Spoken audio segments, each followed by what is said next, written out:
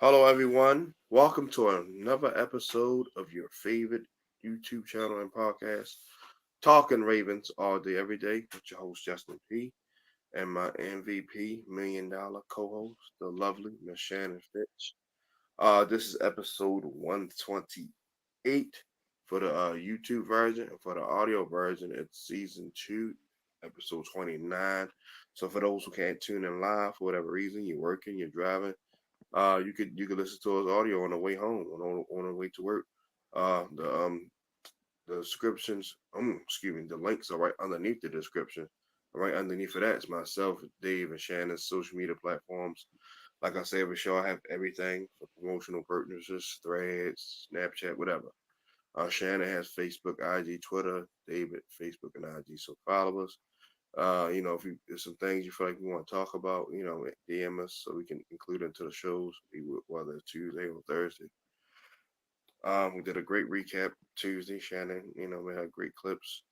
Now today, we're going to do a preview. Dave's not feeling well, so we'll have him next week. Get well soon, big fella. Yeah, hmm sure not saying about you. So let's kick it off with the preview. So we're going to go with our coaching matchups. We're going to go with Zach Taylor and John Harbaugh, the head coaches. Who has the edge in the Shannon? Um, Overall, I think Zach Taylor has done a great job with the Bengals since he's been there. They've, as long as Joe Burrow has been healthy, they've won. But I do think that sometimes, a lot of the times, coaching it goes out of the X's and O's, and sometimes things that transpires with teams and publicly and behind closed doors is a direct influence of what a coach may allow. I feel like the Bengals players are a little chatty at times, and a little pouty, depending on how things are going. And I think that plays into a head coach as well, because like I said, what he allows. Um, and with John Harbaugh, he has more experience, obviously. Both been winning since Zach Taylor has been there. I'm going to give the edge to John Harbaugh just based on how I feel like he handles his locker room overall. Yeah, it's definitely John Harbaugh. Even with the excluding the locker room stuff, but his team's always in the mix.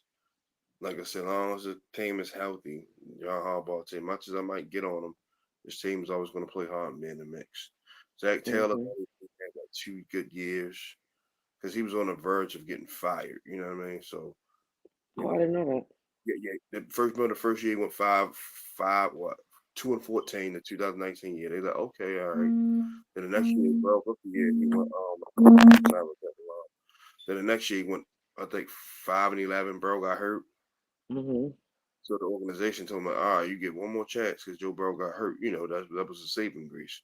So had they Yeah. missed that year, he was out. He was out of there, and so happened they went to the Super Bowl and went to the AFC Championship game. So hmm yeah, it's definitely John Harbaugh. That's not even close.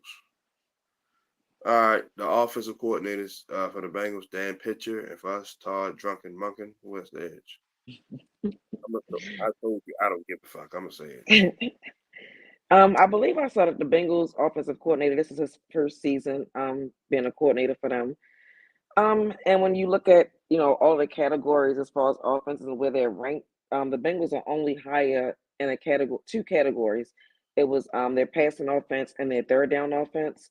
I just feel like Todd Monken, like I said, the past 2 weeks he's shown us what this offense can be. I will say that the Bengals were dealing with injuries and Jamar Chase, trying to work his way back into it after not being out there this offseason. But I'm going to give that to Todd Monken. I just feel like his offense has proven a little more this season so far. Yeah, that's 7 points per game he's averaging right now. Hold on, time. Let me do my little homework real quick. I'm talking about Todd Monken, that is. hmm 20, 23, 28, 35. 26.5 points per game. Pretty good. Pretty hmm good. Bengals. Let's see what they're averaging. Let's see. First game they scored 10. Second game they scored 25. Third game they scored what 28. They're averaging 24, so not too far. But yeah, it's definitely Todd Monken because, like I said, he's been balancing the offense out. with Doug Henry, and Justice Hill and Zay and Bateman starting to get involved. Aguilar doing his thing, and his situation play calls are getting better now. It was a little spotty Mhm. first week, the last 2 weeks it was much better. He leaned on the run more, he set up play action pass. So definitely monking like you said, the Bengals receivers both been out due to injuries and contract disputes. So they got to get that talent back with Joe Burrow, and then no Joe Mixon back there. Chase Brown and Zach Moss are okay backs, but it's like they still trying to find their groove. So definitely Mhm. edge. All right, defensive coordinators for the Bengals. Hopefully, I think I said his name right.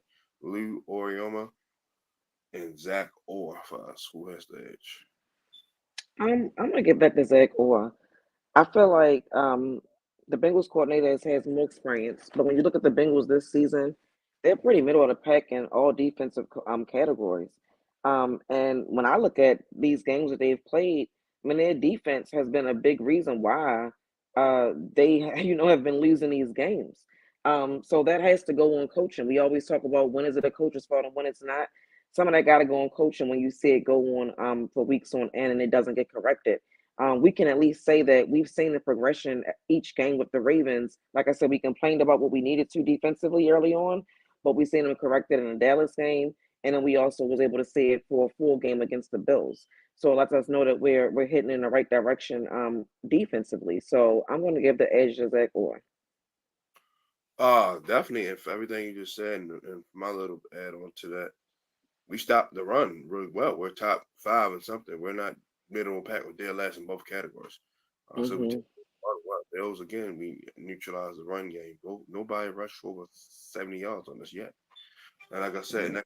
that kind of makes the passing defense a little skewed because, like Hamilton said, we can wipe out the run. They have to do something. Now could just come on and punt the ball. So they're going to Hmm. shut it down the field. So that it can be a little misleading at times as far as the stats, on the passing defense.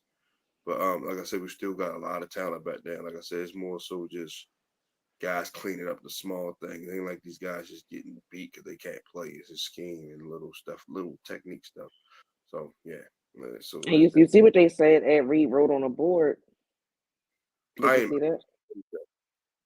Yesterday he said something like communication and then wrote 20. for sure, They for wrote it sure. in a DB room. But it's the truth because you got to talk. The deep Hmm. talk. You got to make sure everybody's on the one accord, especially in zone. Because zone, you're passing guys off. You got to make sure that guy's there. For example, Hmm. hey man, if I'm going to jump and route, you got to have my back. If I miss it, you got to be able to make the tackle or knock the ball Right. away. Not be upstairs, not be looking in the stands, looking at the women and stuff like that. Hmm. Defense is you gotta be able to trust each other. That's the big thing. Trust each other and communicate. All right. Let's go to our position matchups now. Two amazing quarterbacks, Joe Burrow and Lamar Jackson. Who has the edge? Okay, so I'm somebody who's been pretty high on Joe Burrow. I like his confidence. It equates to wins. When he's been healthy, the Bengals have been pretty good. Same with Lamar. When Lamar is healthy, the Ravens are usually the best team in the league. And we see what happens to the Ravens when he goes out, and how we end up even making the playoffs. And we saw why we lost to the. I won't even upset you with the Tyler Huntley in that Bengals I'm playoff game. I'm over it now. It's out my system. But I think that they both can make impactful plays for their teams, but in different ways. So for me, it was kind of hard to say who has the edge because, again, if both of them are healthy, their teams are contending. We know what's going on with the Bengals right now. It's beyond just Joe Burrow's injury, but injuries not being there, things like that. So I'm just going to call it a tie when we talk about court because I think that both guys can make those plays to win games for their teams. Yeah, yeah. But that's true. But right now, I have to give it to Lamar. Joe's been a little beat up, missed some time. Like I said, Lamar coming off a second MVP. Bengals was, were on the dirt nap. A little bit more. Not a. It's very close. So, but right now, I have to give it to Lamar. At least a couple, at least by a notch. Okay. The running backs, yeah, Chase Brown, Zach Moss, us, Derrick Henry, Justice Hill. Who has the edge? Ravens. Mhm. It didn't even go a whole lot to that. The last 2 weeks tell you why it's the Ravens. Yeah, it's the Ravens. Like I said, because them two combined, they're pretty good backs. Not don't even come close to Derrick Henry. So yeah, and then add on what Justice Hill has been doing. Yes, and Basheen Ali great comeback soon. So yeah, it's the Ravens. That's the light side. To be honest with you. Oh, they might get us here, but depending on how we break it down, receivers and tight ends. We're rooting together for the Bengals. Jamar Chase, T. Higgins, Jermaine Burton, Charlie. What's that guy? Charlie Jones, Henry Eaglevoss, Mike Gesicki, us, Zay Flowers, Bateman, Nelson Aguilar, Isaiah Likely, Mark Andrews, excuse me, Deontay Hardy, Tyler Wallace, and then Tez Walker when he gets back. But right now, just those guys is have who has the edge. I'm gonna go Bengals. I mean, when you look at skill players and wide receivers and things like that, I don't think there might be a team with a better duo. I mean, they're probably going to be in the top 3 to 5 of everybody's list if you did that. And I just feel like, when we talk about, like, that's the thing about like saying who has an edge and who doesn't, because it depends on how you want to judge it at that point. So when I look at it, like, we could say overall or just this year. And when you talk about this year, it's context in it as to why they might not have the numbers they normally would. But I think we all know what T. Higgins and Jamal Chase is capable of. You have two guys like that in your core, it's going to set you over a lot of teams. So I'm definitely going to go Bengals in that regard. And our guys, like, we still trying to figure it out offensively where everybody can be involved. So I'll give it to the Bengals in this case. Yeah, it's definitely the Bengals. It's close only because of Andrews and Likely, to be honest. They Yeah. kind of bust for the receiver, but Zay is on his way. He's ascending. But yeah, I guess it's Jamar Chase, T. Higgins, and them two dogs. They were two number one receivers. Like you said, if you do Mm-hmm. well, they definitely be no worse than three. You probably can go Dolphins, Eagles, maybe. And like I said, they're no worse than three. So Mm-hmm. all right. Let's go offensive line. The Bengals made several improvements. Orlando Brown, Ted Carcass, Trent Brown, I believe. Who else? I think Billy I saw Price. they have a rookie right Yeah, tackle. Price, Mims from Georgia. And then we got our guys. Roger Rosengarten is finally starting. Thank you. Lately has played better at guard. I guess he had to get comfortable. Top of the ball, a center doing his thing. If right now it might be Patrick McCarry at left guard, which he looked much better at because he not a tackle. Arms not big enough. So boy, I guess boy he's dealing with something. And then Steady Ronnie at left tackle, who has the edge in the offensive line. Um, this is kind of tough to say because of how poor we saw offensive line play in the first 2 weeks. But then we've seen how well they've played the last 2 weeks.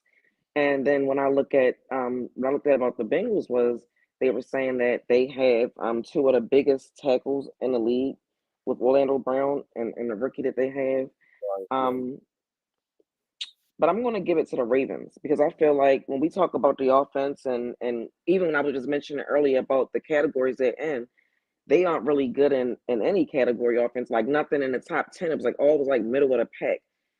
All of that has to play a part in the offensive line as well. So I'm going to give that to the Ravens in that regard because I feel like if you can have the number one rushing attack in the league, that starts up front. I'm giving that to the Ravens. For sure, because Derrick Henry and them guys are not blocking for themselves. For that, as fantastic as they are, they can't break 11 tackles every play. Hmm. As going towards us, like I said, they're finally getting it together. Getting a new O line coach that kind of probably played a part of it. You hear one voice for the longest time now, switching over. But like I said, they finally tapped in and got it. So it's definitely a real. Hmm. All right, now we're switching over to the defensive side of the ball. So we're going to go defensive line, meaning the outside linebackers who rush the passer group with this two, since we are 3-4, 4-3. For them, we got was Sam Hubbard, Trey Hendrickson, B.J. Hill. I think was hurt. Uh, I think I forgot the D tackle they got. I think it's over in June. He's in Pittsburgh.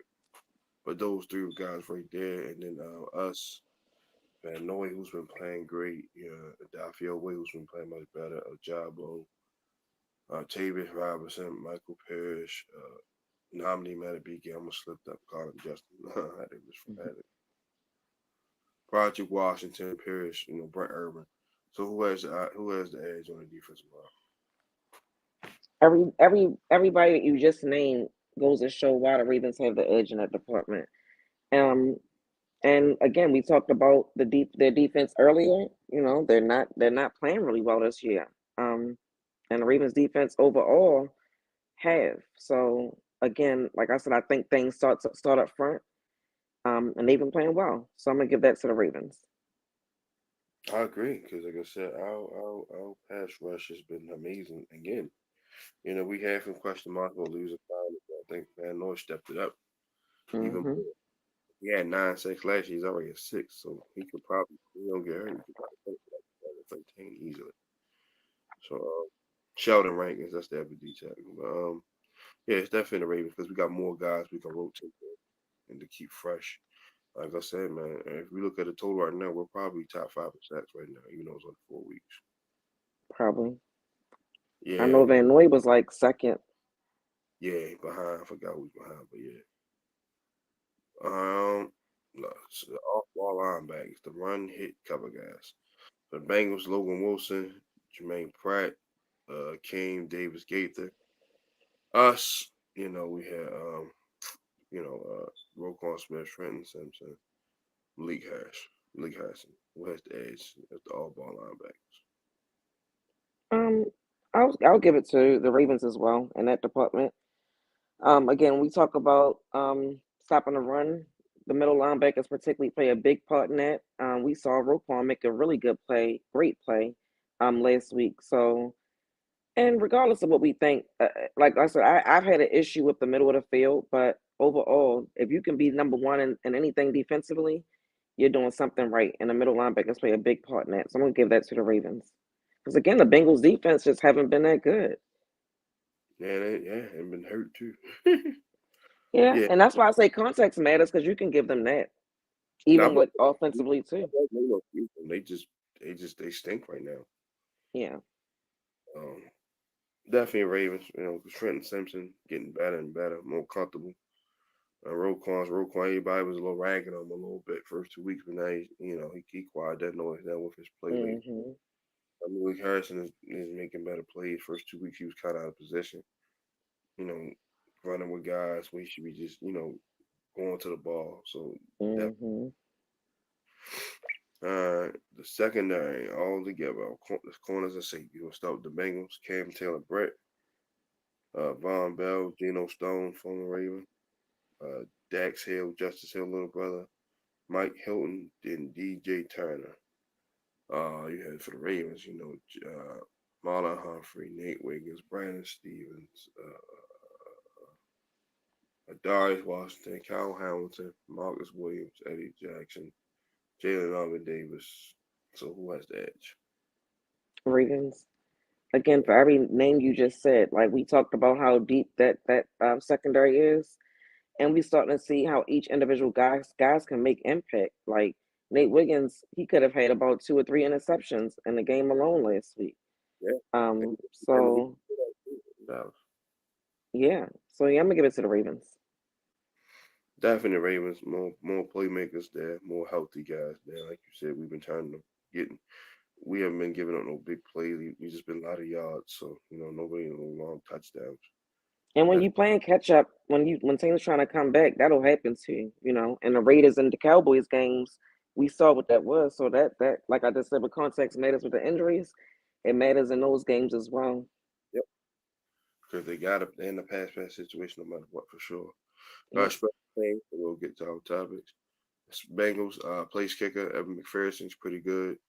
Their punter Ryan Rako, I guess that's how you say it. Their punt returner Charlie Jones. Their kick returner Chase Brown, and then long snapper Kyle Adamacy. Like that's how you say Adamacy, I guess. Excuse me. Ravens, of course, you got JT. He's still money JT to me. You got Tyler Wallace and Deontay Hurley returning. Nick Moore is the snapper. Um, and Jordan Stout Putton, who has the edge. Even though we've been tough on them for the past couple of weeks and deservingly so, I will give it to the Ravens in this area as well. I agree, Ravens. Because like I say, he's gonna start hitting those kicks again. He's been in a little slump. He's human. That happens to the best of us. So he earned enough grace. Hmm. They earned enough grace. But I'm definitely leaning towards the Ravens for sure. All right. Our first official topic: how will Todd Monken attack this Bengals defense? Run the ball. From what I've read, the Bengals defense have given up about 582 yards rushing through 4 games. Ooh, Lord. That's about 150 on an average each game. The Ravens are capable of getting that and more. So you definitely don't run away from that fact that that's how like that needs to be our identity. Take advantage of what you got, and they need to tighten up, but they got to show us they can tighten up. So run the ball. And I just feel like if we run the ball effectively, it just opens up everything else: deep pass, play action, things like that. Keep the defense honest and confuse them. I agree with everything you just said. And then, like you said, definitely put it on the ground because you got a 300-pound fullback, a 255-pound running back, offensive line. You add them all together, it's easily over 1,300 pounds. You know, two tight ends, three tight ends is willing to block at any given time, and receivers is willing to block. So yeah, run the football, open up play action pass because the whole point is to try to win. Fuck fantasy football, even though we all in dodge and that and sports bet like Lamar said, Hmm. the hell with all that shit. We trying to win games. A win is much better than any of that stuff. Um, Hmm. it open us play action pass. It gives the offensive line confidence, and then they don't have people rattled like Lamar and the receivers. So now we got to we definitely got to run the football because their run defense stinks, and then mix in play action pass and stuff like that. Hmm. All right, how was that? Or defend the Bengals offense? When we did the matchups, I think we both agreed that the Bengals wide receivers, beat the Ravens in that scenario. So I think a lot of attention needs to go on their wide receivers. I think they are going to be trying to get back in a groove of things. Using this as another week to do that, which means that our defensive front needs to be our anchor this week. Get as much pressure as you can, and stop the run. Try to limit Joe Burrow in that way. Don't let them get into a rhythm, and try to minimize a lot of the big plays and try to create some turnovers. That'll be important in a game like this. Yeah, man, for everything you just said and said a little something to it, definitely got this. You always say you got to earn the right to rush the passer. That means, for those who don't mean, you got to stop the run first. You have to stop. Hmm. Don't give a shit who it is if they're not great at it. Because if a team can gash you and see they can run the ball, they're going to run the football. So you got to earn the right to rush the pass. So like I said, take away Chase Brown and Zach Moss. And like you said, the front, Tavis Robinson, Owe, and Van Noy keep bringing that pressure. You the guys that interior. Michael Pearson, all those guys, like I said, you can't get your hand, can't get your hands up, tip the ball. Wiseman once said, tips and overthrows are defense's best friend. Just get your hands up, make Joe passing lanes uncomfortable. So we can definitely just pin our ears back and go get them. Hmm. All right, next one, still a defensive question. Who should cover Jamal, Chase, and T. Higgins? Marlon Humphrey, Nick Wiggins, Stevens. Like, what combination should we go with to defend those guys? I actually think it needs to be a team effort. I mean, obviously, I feel like Brandon and Mullen can cover both, and with some safety help, we can also add Nate Wiggins in and let him be a factor. I feel like Cal Helmison needs to move around on the field. I mean, he's best in situations like that, so obviously he can help. But overall, I just think it's going to take something from everybody. I don't think that they should go into this game like, "Hey, we got two guys that can shut them down." No, because that was an issue in was that against the Raiders game? Was it? Yeah, Yeah, I think the Raiders game. Yeah, the Raiders game. We was talking about why you leave him on the island with Jamal Adams, and that's their best, offensive wide receiver. Well, best wide receiver at that point. Um, so yeah, I just think it's going to take something from everybody to defend those guys, not just two cornerbacks or rotating. Me, I'm going with Marlon or Jamal Chase. Got to best on best. I like that Shannon, but I just think sometimes we can get caught in that too much and we give up stuff. Like if I like let our best corner go on their best receiver. If he win, he win. It's just that simple. Yeah, isn't that what happened in the Raiders game now? And we No, felt like he should have had help. he played. Yeah, you still could shade help for sure because Jamal Chase that good. But Marlon did the best job than Devontae Adams. A little bullshit 4 yard touchdown. I'm not gonna hold that against him. He was literally on the Yeah, goal. All I the big get that. plays came on Brandon Stevens, and he was up there competing. He was flying his butt off. Versus the same thing last week when Keon Coleman got him a couple of times. That's just because he's taller, so that's what happened. So I would let Brandon Stevens cover T Wiggins and T Higgins, and Nick can cover Jermaine Burton because that's their gonna be like top three. Like I said, Hamilton on Jasicki, and then like y'all like Charlie Jones and all them. You can Eddie Jackson and Ahmad Davidson was covered, but So you definitely just like you like the idea of just having specific guys stick certain guys, like don't for move the most around. for the most part. That way you don't get no bad mismatches. I mean, sometimes it ain't gonna play that way, but 90% of the time it should be like that. A couple times when if they move around, it's gonna you gonna have to play what you got. But I feel like that's how it should be. And Marlon loves to travel too, so yeah, I say go with that. Let him beat Jamal Chase up at the line scrimmage a little bit and play ball. All Mm. right, now we're gonna go with our over under stat lines. We're gonna start with Lamar total yards. They go 250. I'm bringing it down a little bit.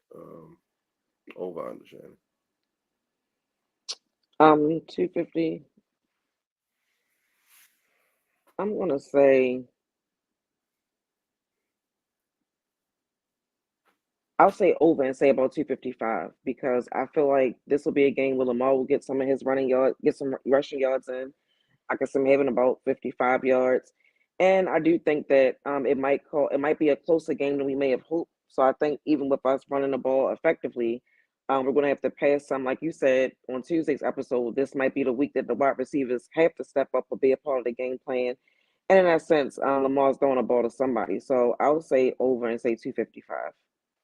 So 255 on the ground, 200. Yeah. Mm-hmm.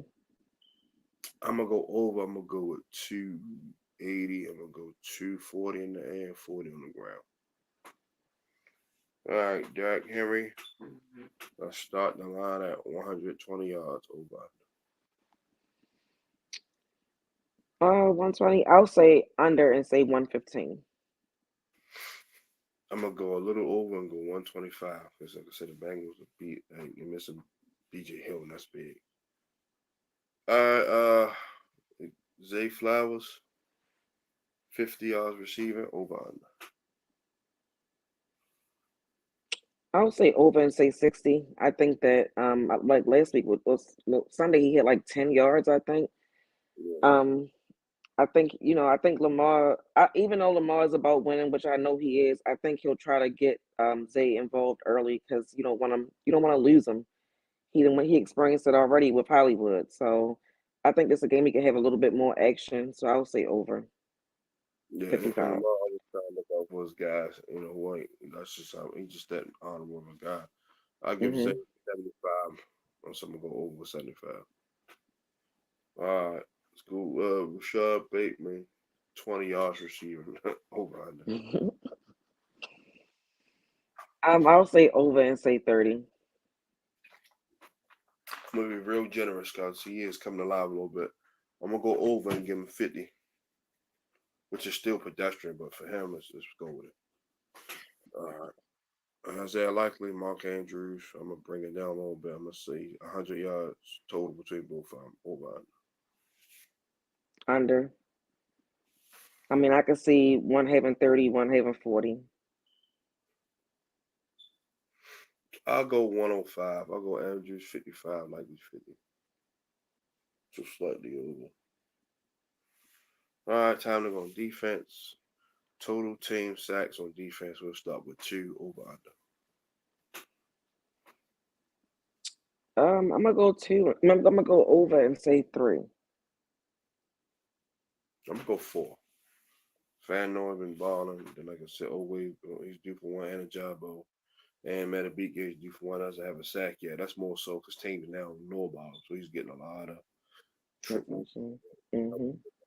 think he get on the board this week. So I'm gonna go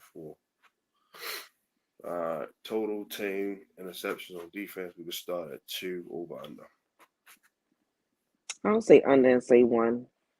You know, they be having them in their hands, but they ain't getting them like that. So I'll just say under and say one. I'm gonna go right at 2 because what you just said and the fact the Bengals gonna pass the football a little bit more because we want to eliminate that run. And I think Nick gets one. He holds on to it. And I think Brandon Stevens gets his first one of the year too.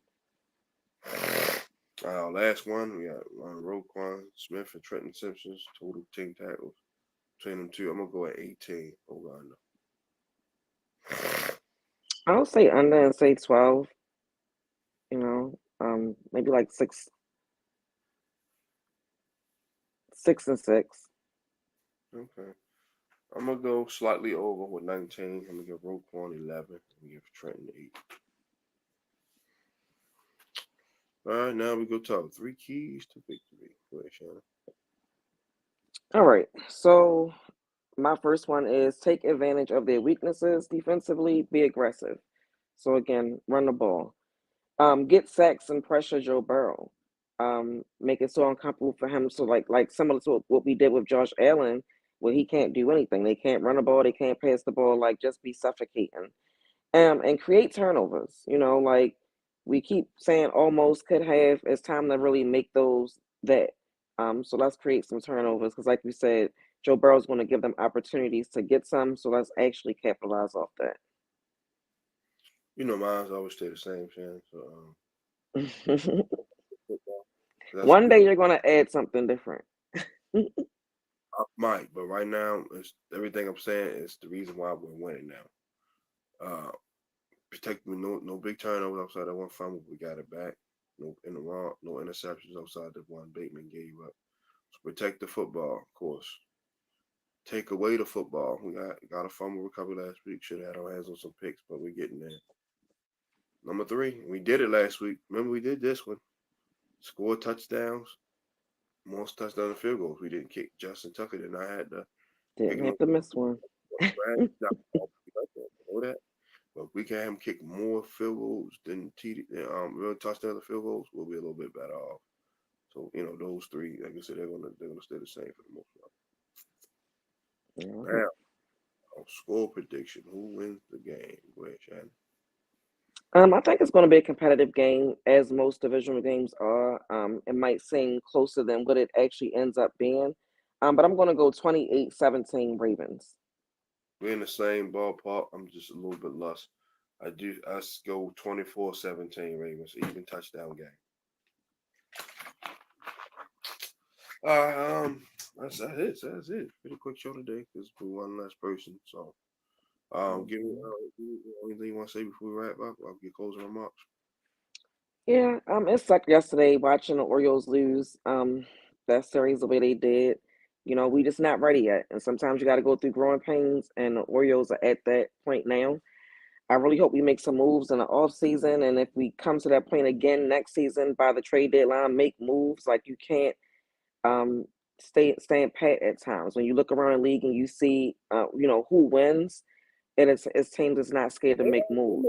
They made a few trades, right? If I'm not mistaken. Not yeah, but nothing that was like over the top that made us feel like this Oh, is the thing that's going to set us up. And also, I mean, our superstars are young, so you give them a little bit of grace. But in moments like that, we need our superstars to step up, and that was the difference between us and the Royals. Like it was a good game. I mean, we got great pitching. Usually, that's what we complaining about. yeah. The bats were just cold. So it sucks, but take it as a learning experience and try to be better next year. The expectation is going to be even higher. For sure, yeah. Like I said, now you can't. You don't want 100 games, 101, 91. And for those who call for Brandon hard job, it's not his. I mean, he's doing the best he can to pull his feet up.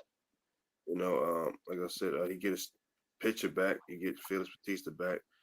You'll have Westberg and those guys, and Brad is fully healthy. So now, like I said, you're gonna make some moves, and I think Jackson Holiday now will be more flourished because now he done had a whole. Have experience. Yeah. We'll be okay. We'll be okay. Like I said, they're learning how to win now because this team has been in the basement for a long time. So just have a little patience, everybody. Yeah. I guess going to be a hell of a game Sunday. For everybody think we're gonna blow out the Bengals. Not saying that it won't happen, but just don't bet the house on that. Like I said, Nah. one, so they feeling good again. They home. That's the big thing. They're home. And now how about I would say the best response of your team at the big win like this. See how they rebound the next week. Because Yep. remember when we beat the Patriots, it was 8-0 when we played the Bengals. They were 0-9. We came back next week and handled business. We didn't fall into the trap. So that's the biggest thing right there. Not fall into that trap. That's why I was saying on the Cincinnati. That's why you were saying it. Because like I said, Hmm. the win as well is only 1 week and 1 win. Yeah. So it's been a hell of a game. Like I said, enjoy the college games tomorrow and Saturday and Sunday 1 o'clock. It's all that popcorn. So Hmm. get well soon, Big Dave. We miss having you on air. So Get hopefully well, Dave. we ain't have him for the last 2 weeks. Hopefully we good to go next week. Um, and all I'm about to say, uh, make sure y'all trade Talk Ravens all day, every day with your host Justin P and my MVP, $1 billion co-host, Shannon Finch. We'll see y'all guys Tuesday for the recap. 7:05 Eastern, same bad time, bad channel. Like I said, make sure y'all like and subscribe. Y'all, hit us up on social medias if you feel like it's something we should talk about. So, hit us up. All right. And that's it for tonight. Enjoy the Thursday night game. We are out. Love y'all. Good night, Justin.